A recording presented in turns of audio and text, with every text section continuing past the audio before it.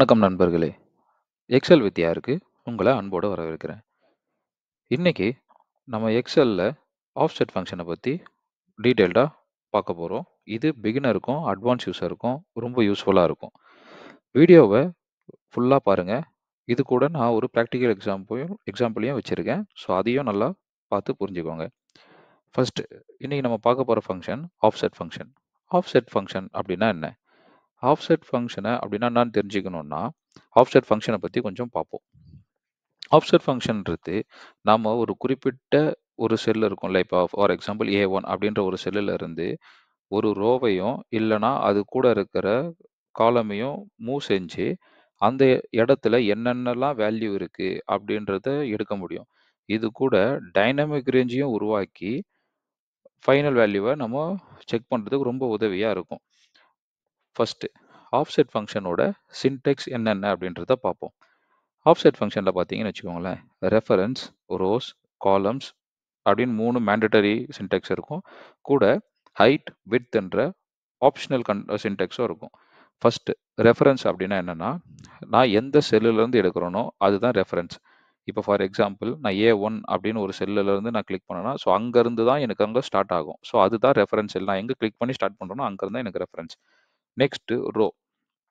இந்த ரோ வந்து இப்போ நான் A1 செலக்ட் பண்ணிட்டேன். இப்போ A1 select பண்ணுறதுலேருந்து A1, A2, A3, A4 அப்படின்றதெல்லாம் தான் எனக்கு ரோ. நான் மேலே மூவ் பண்ணணுமா, கீழே மூவ் பண்ணணுமா? ஸோ நான் மேலே போகிறேன்னா மைனஸில் போட்டு போகணும் நெகட்டிவ் ரேஞ்சில். கீழேன்னா ப்ளஸில் வரணும். ஃபார் எக்ஸாம்பிள் இப்போ நான் 2 செல்லு கீழே வரேன்னா நான் +2ன்னு போட்டுக்கணும். ஸோ அதுதான் அந்த ரோ. நெக்ஸ்ட் காலம் அதே தான்.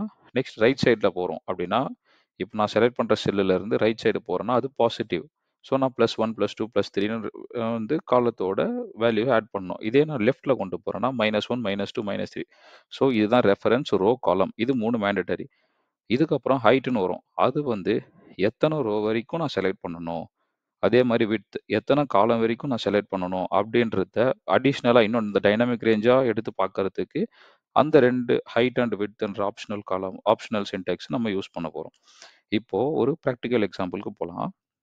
அதுக்கு முன்னாடி நம்ம இதில் என்னென்னலாம் பார்க்க போறோம்னு பார்ப்போம். இந்த ஆஃப்செட் மூலியமா பேசிக் ஆஃப்செட் என்ன, அப்புறம் டைனமிக் ரேஞ்ச் ஆஃப் சம் என்ன, அப்புறம் டைனமிக் ரேஞ்ச் ஆஃப் ஆவரேஜ் என்ன, அப்புறம் நேம்டு ரேஞ்ச் டைனமிக் என்ன அப்படின்னு 4 இது பார்க்க போறோம். ஸோ ஃபர்ஸ்ட் இது எக்ஸாம்பிள் எடுத்துக்கோங்க.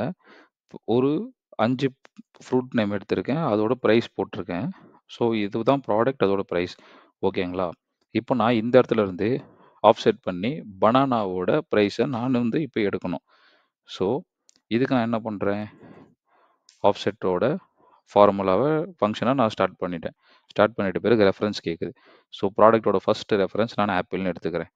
ஸோ ரெஃபரன்ஸை நான் செலக்ட் பண்ணிட்டேன். ரோ இப்போ எனக்கு பனானா தானே வேணும். இங்கே பனானா தானே நான் கொடுத்துருக்கேன். ஸோ பனானா வந்து இந்த ரெஃபரன்ஸ்லேருந்து 1, 2. So comma 2. நெக்ஸ்ட் காலம். இப்போ என்னோட ப்ரைஸ் தானே எனக்கு வேணும். எனக்கு இங்கே 25ன்றது வேணும். ஸோ காலம் எத்தனை இருக்குது, இங்கேருந்து பார்த்தீங்கன்னா அடுத்த காலம் 1. ஸோ 1. இப்போ எனக்கு ஹைட் இதெல்லாம் வேண்டாம். நான் அப்படியே என்டர் பண்ணுறேன். இப்போ எனக்கு பனானா வந்து 25 எனக்கு வந்துருச்சா? ஸோ இந்த மாதிரி ஆஃப்செட் பண்ணுறதுக்கு தான் இந்த ஃபங்க்ஷன் யூஸ் பண்ணி நம்ம அந்த வேல்யூ எடுக்கிறோம். இப்போ பார்த்தீங்கன்னா உங்களுக்கு இதை நீங்கள் VLOOKUP அப்ளை பண்ணிடலாமே, இது எதுக்கு ப்ரோ இப்படி அப்படின்னு நீங்கள் சொல்லலாம். ஸோ அதுக்காக தான் நான் இப்போ அடுத்த எக்ஸாம்பிள் சொல்லி தந்தேன்னா உங்களுக்கு இன்னும் நல்லா புரியும். ஸோ இப்போ இந்த ஃபங்க்ஷனில் பார்த்தீங்கன்னா நம்ம டைனமிக் ஃபங்க்ஷனை பற்றி பார்க்க போகிறோம். ஸோ ஃபர்ஸ்ட்டு நான் ஆஃப்செட் போட்டுக்கிறேன். ஆஃப்செட் போட்டு ரெஃபரன்ஸ் ஆப்பில் செலக்ட் பண்ணிக்கிறேன் P7ன்றது. செலக்ட் பண்ணிவிட்டு இப்போ எனக்கு என்ன வேணும், லைனா, ஆப்பிள், ஆரஞ்ச், பனானா அப்படின்ற 3தோட டீட்டெயில்ஸ் தான் எனக்கு வேணும். ஸோ அந்த 3 டீட்டெயில்ஸை நான் செலக்ட் பண்ணுறதுக்கு ஃபர்ஸ்ட் என்னோடய ரோவை நான் 0ன்னு செலக்ட் பண்ணிக்கிறேன். ஏன்னா நான் அதில் எதுவும் நான் சேஞ்ச் பண்ண போகிறது இல்லை. நெக்ஸ்ட் காலம் வந்து 1 தானே எக்ஸ்ட்ரா இருக்குது. ஸோ நெக்ஸ்ட்டில் தானே ப்ரைஸ் இருக்குது. ஸோ அதனால் 1 செலக்ட் பண்ணிக்கிறேன். ஸோ இப்போ எனக்கு எத்தனை வேல்யூ வேணும், 3 வேல்யூ வேணும். ஆப்பிள், ஆரஞ்ச், பனானான்னு சொல்லிட்டு 3 வேல்யூ வேணும். ஸோ அதனால் நான் அந்த 3 வேல்யூ ஏதோ மாற்றிக்கிறேன். சாரி, 2 போட்டிருந்தேன். ஸோ அது 3 வேல்யூவை நான் மாற்றிட்டு, ஸோ எனக்கு எத்தனை நெக்ஸ்ட் இருக்கிறது ஒரு காலம் தான். ஸோ அதனால் ப்ரைஸ் 1 போட்டோன்னே எனக்கு பாருங்கள் லைனாக 3மே வந்துருச்சு. 10, 20, 25 அப்படின்னு 3மே வந்துருச்சுங்களா? ஸோ இந்த மாதிரி மல்டிபிள் டேட்டாவை சேஞ்ச் பண்ணுறதுக்கு தான் நான் வந்து இதை யூஸ் பண்ணுறேன். இப்போ நான் 3 வந்து இப்போ நான் 4ன்னு மாற்றுறேன். 4ன்னு மாற்றினா என்னோட கிரேப்போட ப்ரைஸும் வந்துடும். ஸோ ஆட் ஆகிடுச்சு பாருங்கள். கிரேப் வந்து 13 இருக்கா? ஸோ அதுவும் வந்து ஆட் ஆகிடுச்சு. இப்போ நான் 5ன்னு மாற்றினேன்னா எனக்கு அங்கே மேங்கோவோட ப்ரைஸும் வந்துடும். அதை பாருங்கள், மேங்கோவோட ப்ரைஸும் வந்துருச்சுங்களா? ஸோ இந்த மாதிரி மல்டிபிளான ஃபங்க்ஷன்ஸை நான் ஆஃப்செட் பண்ணி எடுத்துகிட்டு வரதுக்கு தான் நான் இதை யூஸ் பண்ணுறேன். ஸோ நான் இப்போது இதில் சம்ன்றதை ஆட் பண்ணிக்கிட்டேன்னு வச்சுக்கோங்களேன். நான் மூணாவது ஃபங்க்ஷன் சம் ஆஃப்செட். ஸோ இப்போ இது ஒரு 3 வேல்யூஸ் எது எவ்வளோ 10 20 25 சேர்த்து எவ்வளோ 55.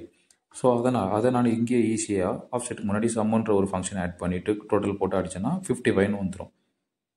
எப்படி ஈஸியாக வந்தது பார்த்தீங்களா? 10 20 25 சம் வந்து 55. ஸோ அதனால் அந்த 55 அந்த இடத்துல ஈஸியாக வந்துச்சு. இப்போ நான் ஆவரேஜ் போட்டேன்னா இந்த 10 20 25 ஆவரேஜ் எவ்வளோ 18.33ன்னு வருதா?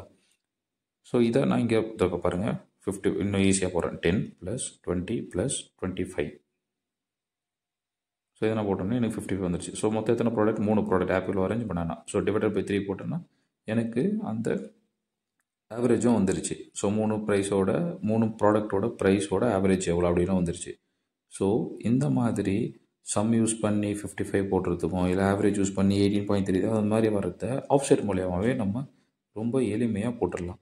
ஸோ இதுக்கு தான் இந்த டைனமிக் ஃபங்க்ஷனோட சம் அண்ட் ஆஃப்செட் யூஸ் ஆகுது. ஸோ இது உங்களுக்கு ரொம்ப பிடிச்சிருக்கும்னு நினைக்கிறேன், புரிஞ்சிருக்கும்னு நினைக்கிறேன். ஸோ நண்பர்களே, ஆஃப்செட் ஃபங்க்ஷன் எக்ஸலில் எவ்வளோ ஃப்ளெக்சிபிளாக இருக்கிறதுன்றத பற்றி இன்றைக்கி நம்ம பார்த்தோம். So advance formula, dynamic range இன்னும் எவ்வளவோ செய்ய முடியும் இதை யூஸ் பண்ணி. ஸோ வீடியோ பிடிச்சிருந்தா லைக் செய்யவும், ஷேர் செய்யவும் மற்றும் சப்ஸ்கிரைப் செய்யவும். நன்றி. அடுத்த வீடியோவில் நம்ம சந்திப்போம்.